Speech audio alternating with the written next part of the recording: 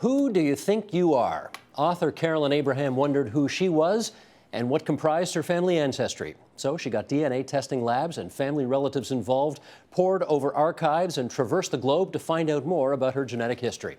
Joining us now with more on that journey, here's Carolyn Abraham, author of The Juggler's Children, a journey into family, legend, and the genes that bind us.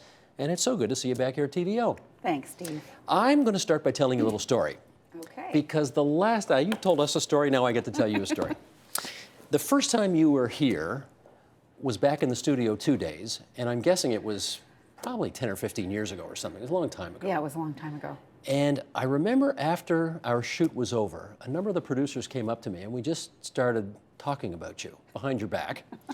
And somebody said, "What is she anyway?" And somebody said, "Well, her last name's Abraham, so she's probably Jewish." And I said, "I don't think so. I don't know, there's something about it." And somebody said, "Well, I don't know what she is." And now we know. Now we have the whole story here. But that thing that very organically and naturally happened to us happened to you. And you wrote in this book, in fact, you're the brown girl with a Jewish last name who went to a Catholic school. At what point in your life did you start to ask Mom and Dad, "What am I anyway?" Yeah. Yes, it is probably the most common question I am asked. And I started asking it when I was in grade school. I would say around grade 2 or 3 that I came to them with the very questions people were asking me and said, "Well, so how did we get this name? Where are we from?" And I knew that my parents were born in India and that their parents were born in India, but we weren't really Indian. We didn't have any of those outward cultural symbols of being Indian. But we were very European in culture, and we had, English and Irish and Portuguese and some Scottish and Russian, and it was when I was about 10 years old that I met my father's father for the first time and saw Chinese features that I really was thrown for a loop. Absolutely. Let's bring the photo up. And it's interesting, when you said, "Okay, tell us who they are." These are my parents. That's a long time ago, isn't it? Yes, it is. It was 1953, and they had just recently arrived in England, and those are my father's parents. And the man with the tie is my grandfather, Albert, and he was sitting in a chair in the front room the first time I met him, and he looked over and I smiled at him and saw this familiar face, but also something that I didn't expect to see. Well, let's go through this. When you asked your parents, "Mom and Dad, when people ask me what I am, what should I say?" What did they tell you to say? You know, it seemed to cause, there was no simple answer. There was a certain amount of, "Well, tell them that you're English." And I would be, "Well, I don't look English." "Well, tell them you're Eurasian." But where is Eurasia? "Well, tell them you're Canadian," which, at the time was not a satisfying answer to provide like your grade 2 and 3 friends. And I just couldn't get over this idea that tell them really had that ring of, look, let's just come up with an answer and get past that question. I didn't understand anything then about, the people that were my ancestors and sort of this uncomfortable history that had come with them at that time. Your grandfather, Albert, didn't speak of his background or his father. Right. How come? I was never able to ask that question of him myself. When I met him at 10, that was the last time I met him. And my father has since told me many times that he would ask questions of his father, but his father would never be drawn out about his background, that he was a very quiet man. My father has these recollections of his father playing the crosswords in the corner with the newspaper, coming home from work behind the newspaper, not saying too much.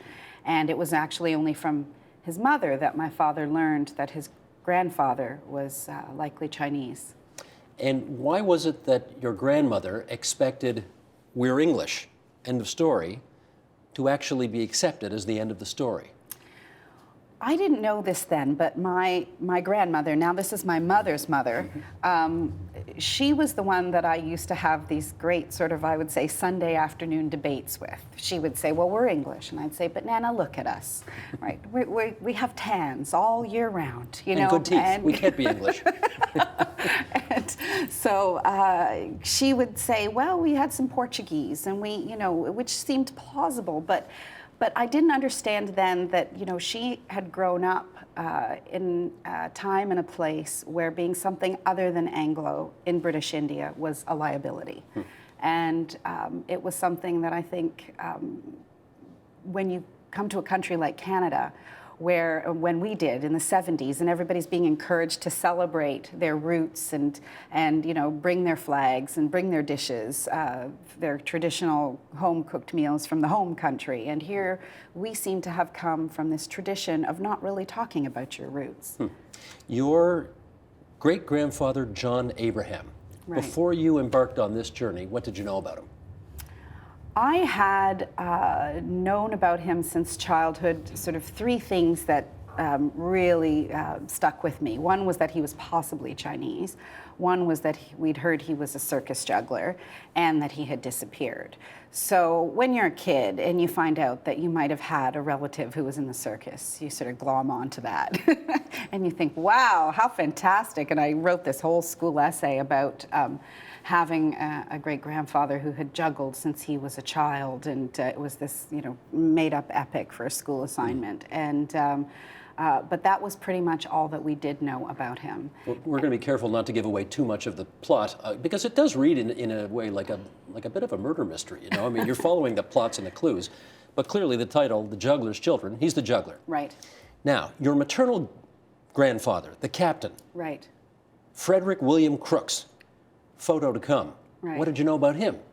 So unlike, you know, my father's grandfather, my mother's grandfather was always the topic at parties of one sort of joke or comment or another, and he sounded like a terrific, you know, ancestor who had saved drowning people from the high seas, who had been, you know, this outstanding sea captain, and he had ties to, you know, great wealth, and he was also said to have been a high-ranking member of the Masons, and so much so when he died at the age of 32, he had beriberi, and this is why a lot of these tall tales could never be really fleshed out.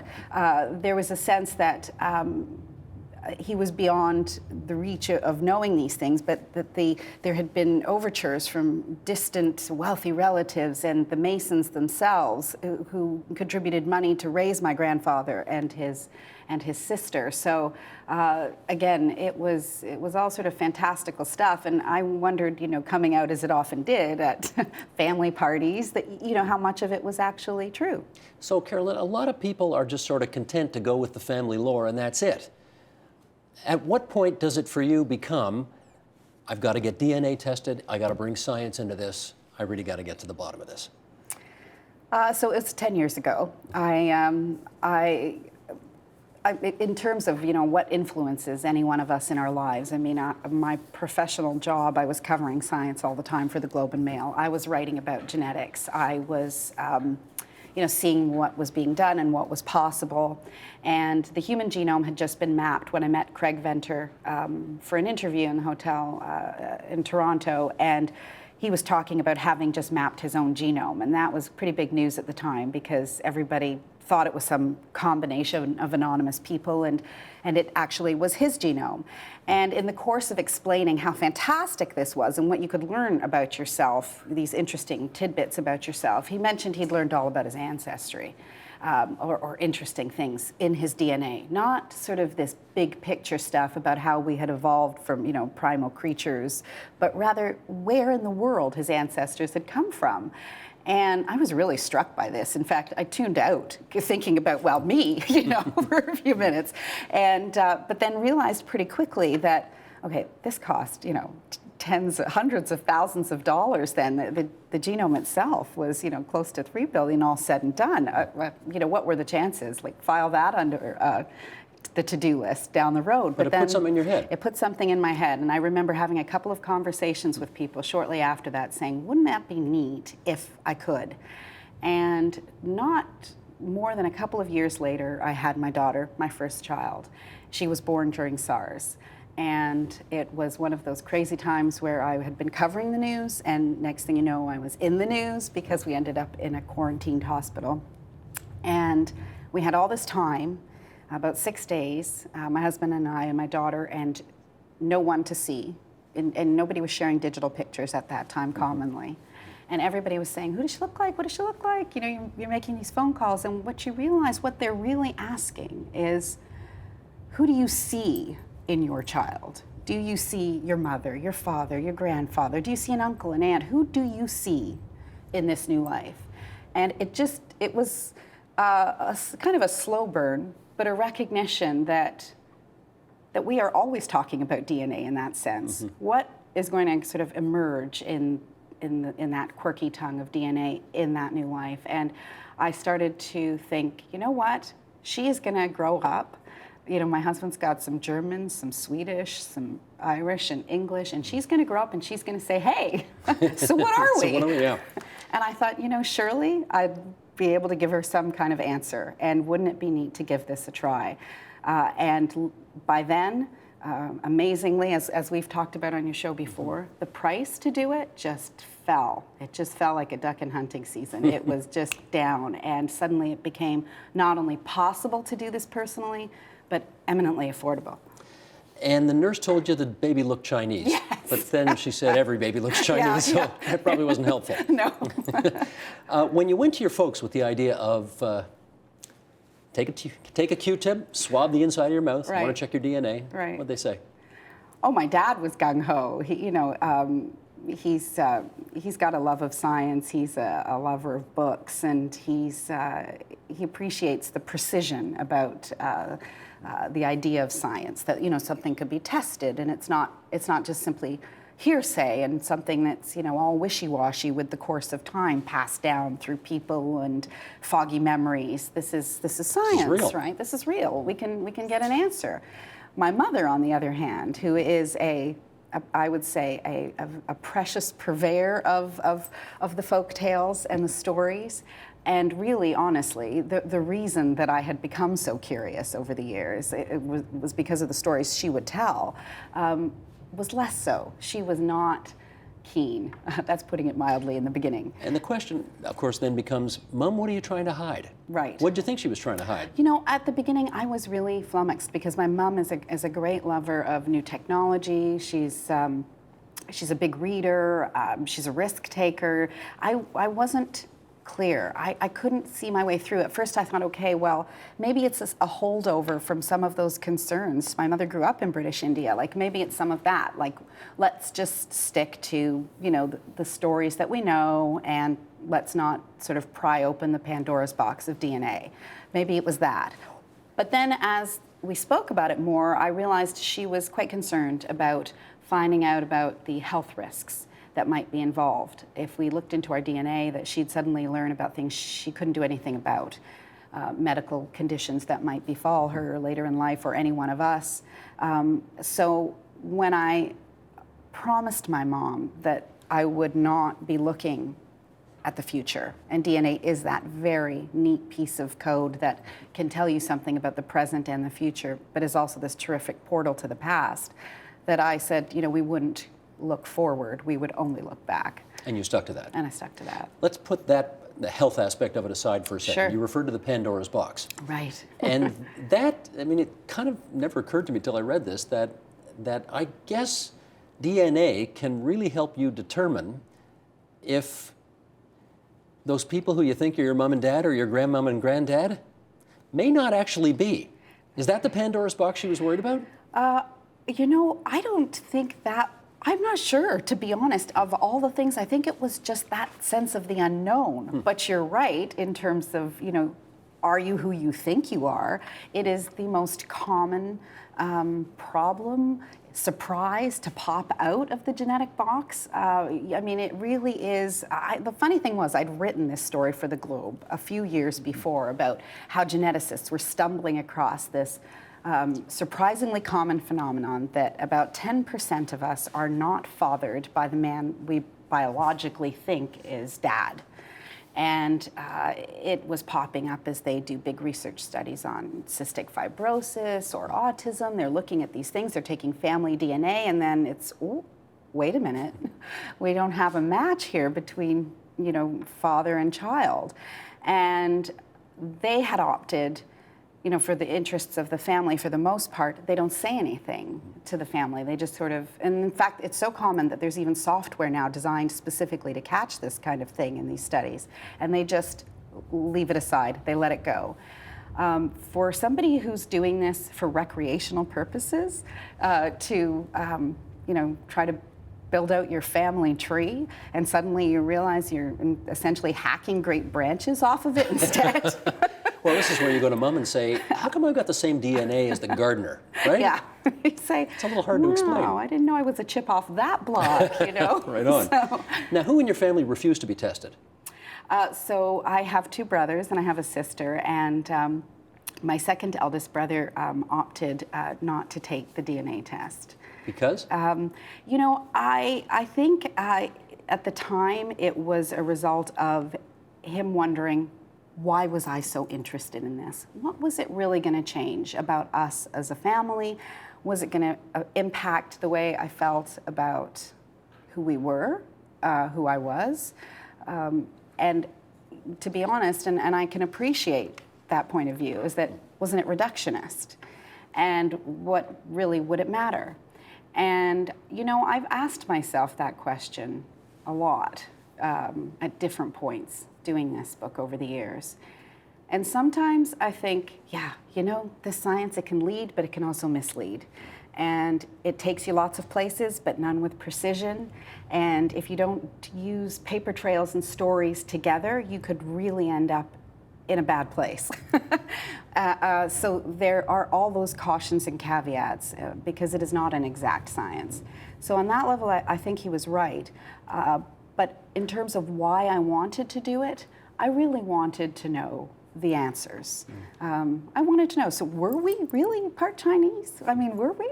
And I really wanted to know, okay, so there's all these jokes and cousins, some cousins with some kinky hair. Do we have a connection to Jamaica? We joke about it all the time when we dance. Yeah, you know, this must be in our blood, but was it?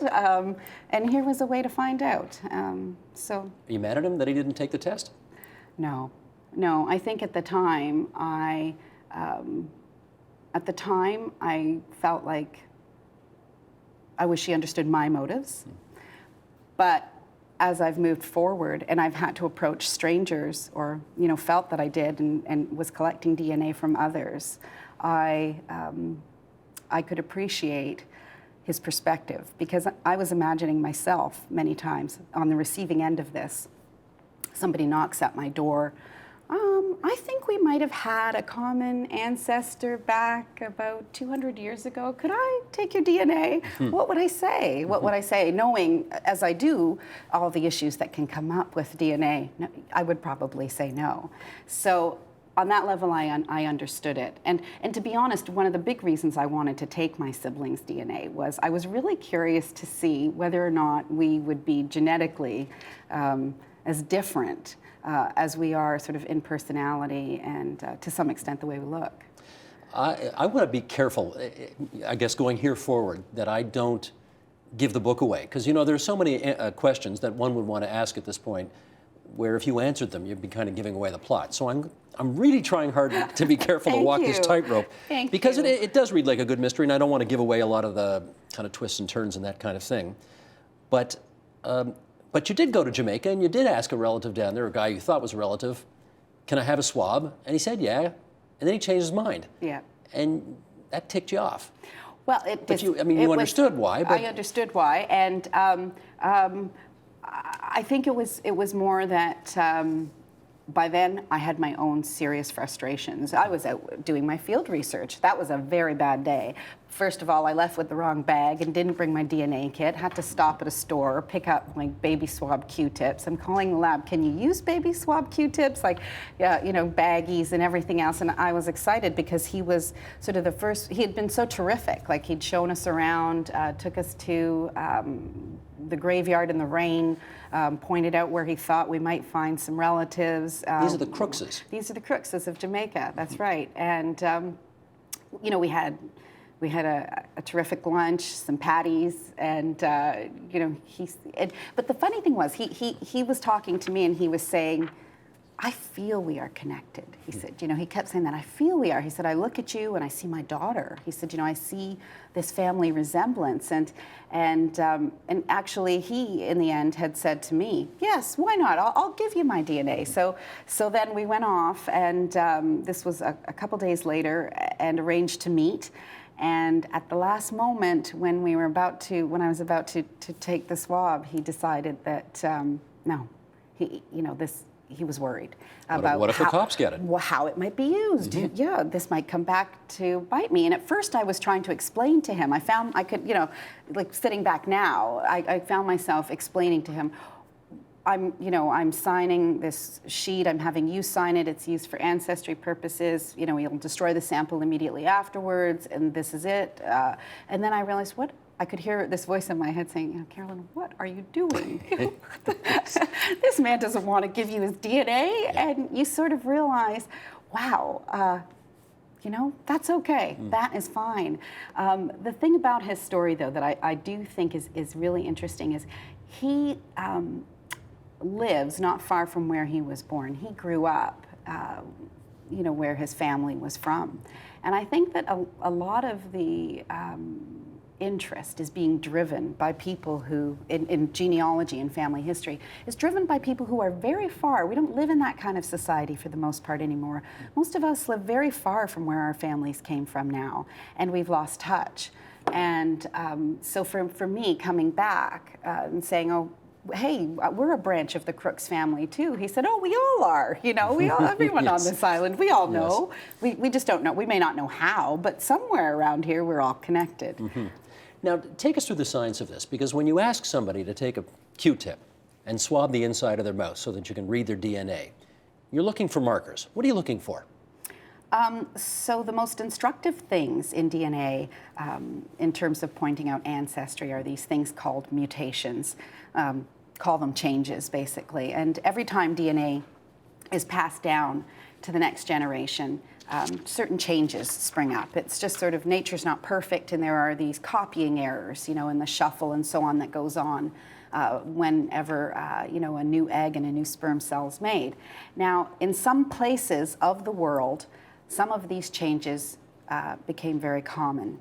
And that's because the people who first inherited them or were the first to carry them either had a lot of children who had a lot of children that passed this particular mutation on in the area, or, you know, there's lots of reasons, but another common one is that, you know, there was something about that change that led to a survival advantage. So, for example, the mutation that allows, you know, Western Europeans to digest lactose or milk all through adult life, or in sub-Saharan Africa, a mutation that confers a protection against malaria. So there are many signposts now, thousands of them in fact, that have been associated with particular places in the world. That's not to say they can't be found in other places.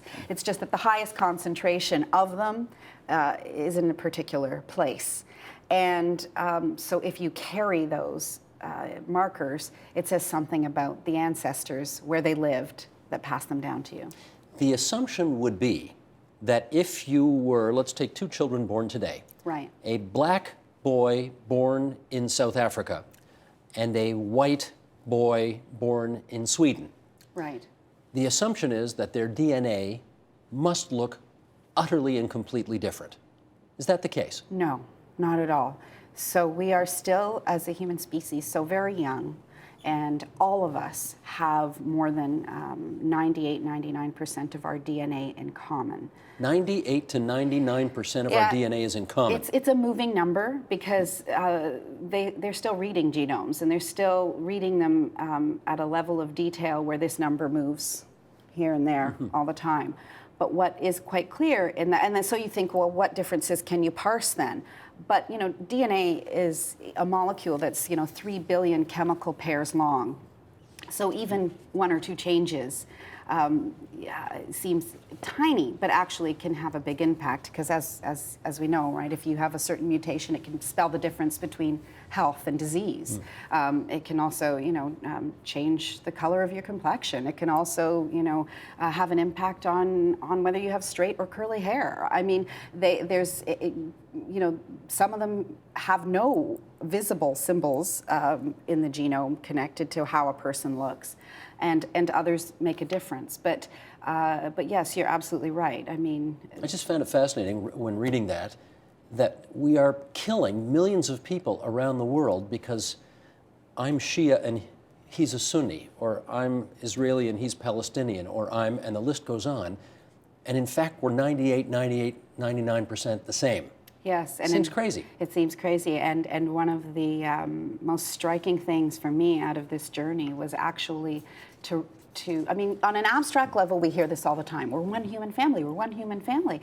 But when you do this at a personal level and you start to see who you share common threads of code with, it can be really surprising, and as surprising for the person who turns up on the other end as it is for you. So, I mentioned this story in my book, but it was big news over in England when a man in Yorkshire turned up to have a male chromosome that had never been seen outside of Africa before. And, his wife was saying, well, he's never asked me to cook anything unusual, couscous or anything like that. But because this is the way, in popular culture, we think that, genetics must have this impact on our cultural identity. And it doesn't. There's such a huge gap between who we are at the biological level and who we are at the personal and cultural level. But what is, I think, really instructive at the level of DNA is just to recognize that race and all of the prejudice that comes with it is just a kind of a sad social invention. Mm-hmm. Carolyn, how many years on this book? Well, if you count from the moment I said I'm going to do this, I guess 10. 10 years. Do you think, I mean, now it's done, it's on the shelves now. Right. As you look back at it, do you think you were obsessed to tell this story? I think my family would probably say so. It became a bit of an obsession? It became a bit of an obsession. I mean, I think back to especially some of the things that I've put my parents through over the years, popping in on a Tuesday night in the middle of Coronation Street and saying, could you just spit into this jar for a minute? Or just this one's a bleeding test, so we'll just take this prick your finger for a second. Yeah, and I've had to say I've been so humbled by their patience and their willingness to go along, and I think yes, I think there were many times during the course of this where I didn't realize how the test results would shape the story. I really thought naively in the beginning, well, I'll have an answer and, we'll see where it takes me. I didn't know that I would become hooked on, well, what does this mean? Well, and then become really hungry to know what the solutions were, or how to fit these puzzles together, or why they didn't fit, or oh my God, whose puzzle does that piece belong to? Yeah, I didn't know that it would become that kind of a fascination for me. In 2006, I'd gone down to Houston, where I'd met up with a lot of family historians who are way ahead of me. I was a real rookie at this meeting, who have been using DNA testing and surname projects for years. And I listened to some of the things that they were talking about, being tempted to steal a coffee cup, pull a hair, and, in one case, even exhumation of a dead parent. And I thought, wow, they're like on the far side of someplace that I don't want to be. And, Except you found yourself there a couple times. A few years later, yeah. I suddenly was, yeah, exactly. But, unless you left it out of the book, you didn't actually steal any samples, did you? No, I didn't exhume. You didn't exhume any dead relatives? I was tempted. I know you were, but you actually didn't do it at the end of the day. No. Okay, so your obsession knew some bounds. Yes. That's good. Yes, reined in from time to time. Yeah. But there were disappointments along the way, and again, without giving away too much, let's just use the example of your husband, who I guess thought it was kind of cool that he thought he had one kind of ethnicity as part of his background, and then he did the test and he discovered, oh, I don't. Right. And he was disappointed. Right. Tell that story. Right, right. Yeah, so my husband, to look at him, he is, tall, kind of blondish, blue eyes, looks, very Caucasian, Just like you. European. And yeah, exactly, twins practically. And he had always heard this story when he was growing up that they had some Native American ancestry, a Cherokee great-grandmother some ways back. And Good lore for a family reunion. it was that, and and he has always felt this certain connection. He has a really close friend who is a native, and he's always felt this certain kinship. So the very first test we did, which was back in 2005, he was expecting to see some trace of Native American ancestry come out in his result, and it didn't. And he was actually so excited. He was the first. We'd come in from work. He'd peeled open the envelope, looked at the result, and he was glum. He was like, 100% European. Come on. How boring. What? Yeah, totally boring, right? And he throws the paper down on the table, and I was making jokes, and then I realized, wait a second, actually, he's truly disappointed by this. And Well, it's cut at the core of who he thought he was. yes, exactly. And it was, and again, it was a theme actually that runs through the book, because in some ways, here's DNA that can either confirm all these stories that you've heard, or it can overturn them to some extent. But one thing I will say about that test, and this is another throw to how far the technology's come, is that test was in 2005, and at the time it was the only one around on the market where you could test sort of across your genome, looking at your broad ancestry, and it was 176 markers, which is really not much at all. And You'd prefer to have what? well, a few years later, I did 10,000 markers. Huh.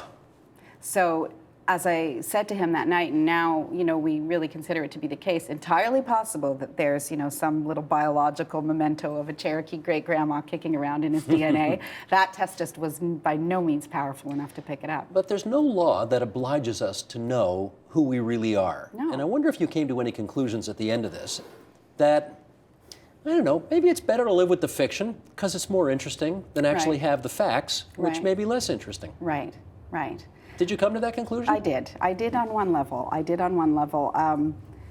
mean, once you know something, it's really hard to say, am I better off knowing it or not knowing Hard to it? unring that bell. It is. It's really hard to imagine.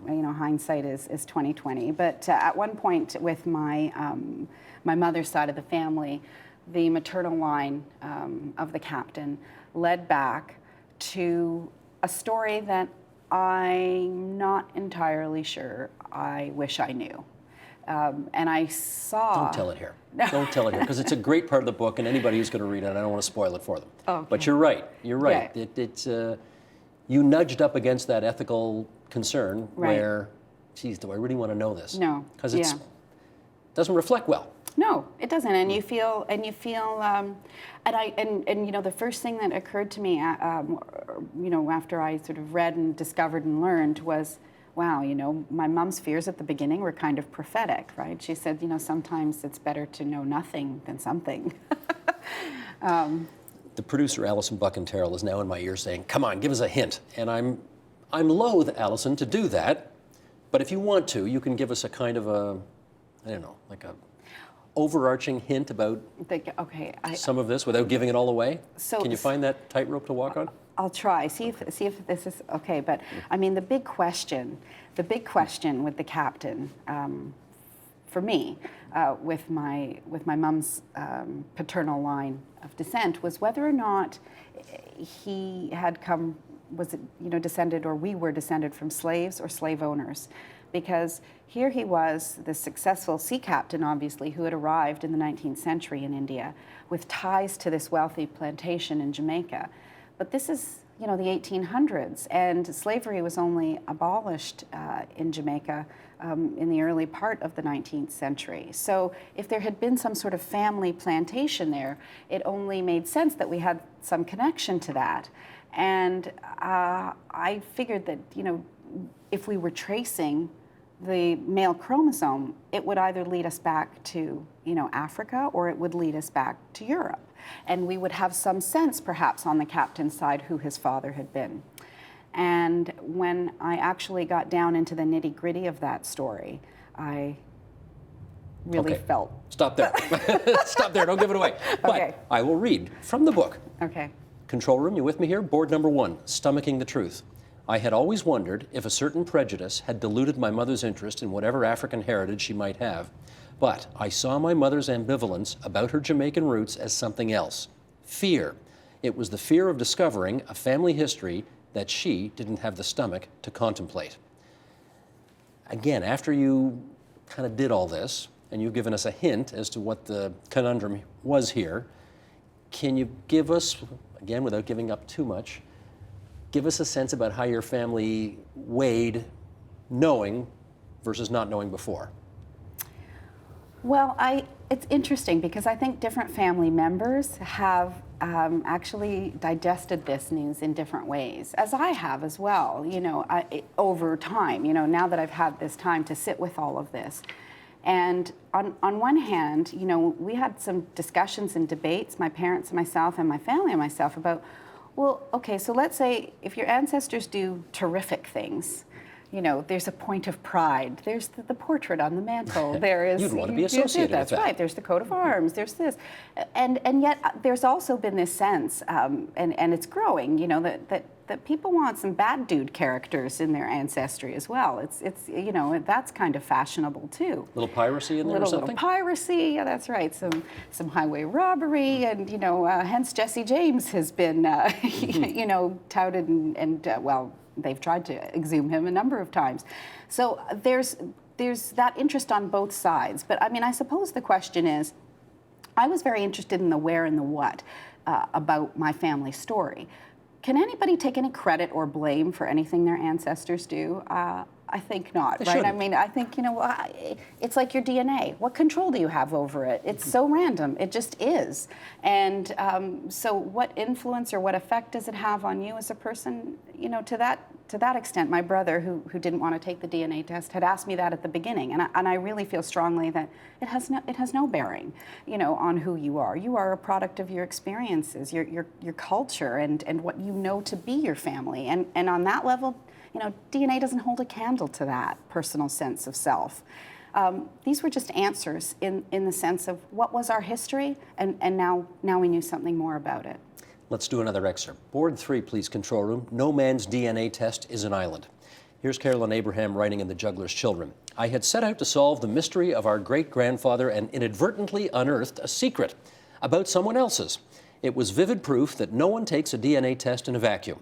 The results have an impact on everyone who shares your DNA, your parents, your siblings, your children, uncles, aunts, cousins, and strangers you had no idea were relatives until genetic testing shook them out of the family tree. Your results are their results. Your secrets become their secrets, and they learn them as you do, whether they want to or not. Do you want to just give people watching this, and this whole genealogy thing is, right, everybody's into this nowadays, right? And there are lots of people who want to put their family trees together, and then some, obsessive people like you who want to go even further and swab everybody in the family. I'm in a 12-step program now. Yeah, that's right. Do you want to give people some advice on the do's and don'ts going forward? Yes, I learned a lot. Go ahead. I mean, I think I didn't see myself as a researcher in the true sense of what a researcher is. And I think people who do this for recreational purposes, they think it's, a harmless exercise into looking back, and it is to some extent, except that, real surprises can pop out of doing genetic tests. As we were speaking of earlier, like finding out that you're not biologically related to your father, or something like that, two brothers who don't match, or that somebody was adopted but didn't know it, and that kind of information. And I think that there's a reason why in the research world there's such a thing as informed consent, and that was a point that was driven home to me through the course of doing this book. Is that you mentioned that fellow in Jamaica who ultimately decided not to give me his DNA. His name was Crookes, and who ultimately decided not to give me his DNA. And I think there is perhaps an obligation on the part of a family researcher to say, I'm going to take your DNA because I'm interested in tracing our paternal line. What is it that you understand about DNA? And are you aware that these are the kinds of surprises that can pop up? do you want to know your result? Do you want to hear everything that there is to hear? Because it is a two-way street. And at one point during this, without again saying what happened, I did have an opportunity, for example, with my mother's uncles, my mother's brothers, my uncles, to have them over, and because they'd been good enough to give me their DNA, to tell them, where it had led and what the story was that I had found. But because I'd never done this before, at the outset, I don't think I could have imagined, explaining all the things that might pop up, because I didn't know. You didn't know? I didn't know. No. Has everybody who's close to you read the book? My immediate family has read the book. And so far, so good. Okay.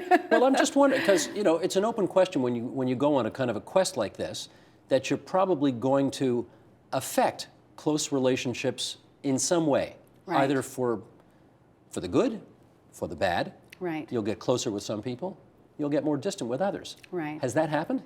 Not yet. I think it's still very early days, and I understand completely that there will be, members of my family, certainly extended family, who will say, well, this is Carolyn's story, and this was her search, and this is where her search led her, but this is not the story that I accept, or this is not what I believe to be true. That's entirely possible. I have a large family, and they're all over the world. Sounds like you're kind of waiting / expecting that to happen. Yes, I think so, because you probably even know who's going to happen with.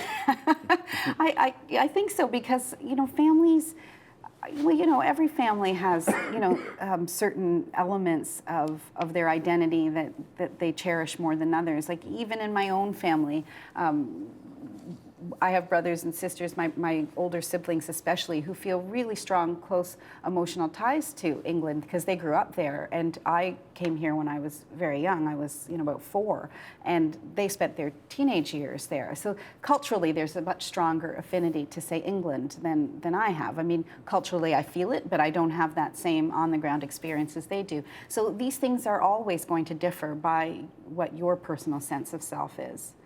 Ultimately, this is a book about the ties that bind us, and I wonder whether you came to any overarching conclusions as to whether family, at the end of the day, is more about genetic connection or about shared history and relationships. I think it's the latter. Even you, the medical reporter. Yes, I do. I think that, what is family? Family is... I think it doesn't matter what the DNA says in terms of how you feel about a family. Whether or not you happen to share the same biological code as the man you think is your father or you don't think is your father, he's your dad in all the ways that matter. And I think that interestingly, the courts have generally said that, and I think that is true on a fundamental level, that the ties that bind us most closely are those ones that don't involve DNA at all. And DNA only has the power that we give it. And so it's kind of it might seem like a bit of a confusing message or a contradicting message. No, it's an ironic message. It's a very ironic message that you went all over the bloody world and swabbed all sorts of people, and right. You're the medical reporter formerly of the Globe, and you went through all this, and your overarching conclusion is, it really isn't about the science, it's about the heart. Well, it is about the heart, but I mean, that's not to negate what science can give you. I mean, you can turn to science for particular questions and get an answer. So let's say, for example, there might be Paikins in, I don't know, Chile. And I wonder if we're related. And there's no paper trail that's obvious to you. Well, you find a male Paikin in Chile, and you take your Y chromosome and you say, let's have a look and see. And that's powerful, because all of a sudden, yes, you find out that you do have a common male ancestor, and these are your cousins. And, then, does it mean anything to you? If it does, it's the power that you give it, right? It's whether or not you suddenly desire having cousins in Chile and would like to have a family connection with those people. It's a little, I'm going to push back a little here. It's a little Sure. different with me because my last name is very unusual. And anybody else out there that's got the same last name as me, chances are we're related. Right. You're different. Right. Your last name, not you, but your last name is very common, and Right. it's probably not even really your last name. No. Well, it isn't, for sure. Like, what is your real last name? You want to give that up? So, well, you know, as best we know it, we think it was probably Chu. Spelled? Well, that in and of itself is, Yes, that's another is a story. chapter. Yeah, that's exactly right. So Abraham is? It was Abraham in my family was born in 1886. And then before that, who knows? Right. Who knows? Board 3, everybody. Family through the lens of DNA. Another excerpt. I think sometimes about the questions my brother Kevin asked a few weeks before that first swab on my mother's birthday, whether the results of a DNA test would change how I felt about myself or the family. I believe it has. How so? Well, I don't wonder anymore about what aspects of all those tales were true. I feel like I have the answers to them, and that I can and I have been able to tell my daughter, who asked actually very early on, what are we? And to provide those answers with you know, a degree of certainty that I didn't feel before. And to me, that mattered. It might not matter to others. It was important for me to know, yeah, there actually was truth to that, you know, that Chinese connection, and other things. And I think that the most profound change, though, is also how I look at others, and not just at myself. And I didn't expect that. I didn't expect that doing this project would make me look at other people and say, there could very well be family connections between the most unlikely of us. Because along the way, taking swabs from my family members and seeing in these databases who else we matched, not always at a very high level, but enough to suggest that at some point in history, we came from, you know, the same great-great-grandfather. It was astonishing, you know, that sort of galaxy of genetic relatives for us now include, you know, a conservation researcher in Maine, somebody else who came from Taiwan, another person with connections to Vietnam, somebody in Moscow. These were things I never imagined, you know, when I started out, and it makes me think that, you know, everybody's DNA has similar kinds of stories, because I'm not just connected to them, they're connected to us, and it was a surprise on both sides. The science is getting better at this every day. Every day. And just as what your husband found out several years ago is changed infinitesimally now, can you imagine going through this again in a few years, 5 years, 10 years, once the science gets even better, to try to find out more? I'm going to live in the present for a while. I think that... You've ticked enough people off for now. Yeah, that's right. Let's give it a generation, shall we? I think that there's a sense of answering what I would like to do. I mean, if it were possible, and I'm still not entirely clear that it is yet, is what's very hard to get at with both biological records of our DNA and also paper trails are the stories of female ancestors. And I would like to know more about those women who peopled our past, but I think it's something I can wait for. Maybe let somebody else do that one? Yeah. Well, Carolyn, I got to tell you, we love having you on the program. I remember several years ago you came out with Einstein's Brain, and really enjoyed reading that and talking to you about that. And you've done it again with The Juggler's Children, A Journey into Family, Legend, and the Genes That Bind Us. Congratulations, and thanks for spending so much time with us here on TVO tonight. Oh, Steve, thanks for having me. It's always great to chat with you. Support Ontario's public television. Donate at tvo.org.